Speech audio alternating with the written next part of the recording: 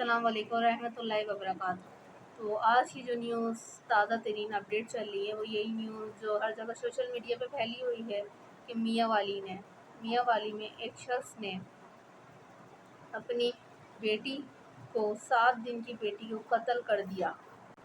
अपनी 7 दिन की बेटी को कत्ल कर दिया और उसकी माँ सदमे से हॉस्पिटल में है, जिसको अभी तक होश ना आ सका।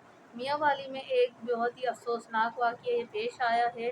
आप सब लोग चेक भी कर सकते हैं कि सोशल मीडिया में यह खबर फैली भी है, रियल न्यूज़ है ये। पुलिस ने भी इससे ज़राए से करा है और उस बाप को भी अगवा कर लिया है, जेल के पीछे डाल दिया है उसको, सलाखों के पीछे। उसकी सज़ा यही होनी चाहिए थी और उसने एक 7 दिन की बेटी का भी रहम नहीं खाया। और बाप का कहना है कि उसने कत्ल इसलिए किया कि हम उसकी ख्वाहिश थी कि उसका पहला बेटा हो और उसकी बेटी हो गई, तो इस वजह से उसने कत्ल करा। जो कि इस्लाम में भी बहुत ही ख़राब बात ये चल रही है कि बेटा बेटी का फ़र्क बिल्कुल भी नहीं बताया गया।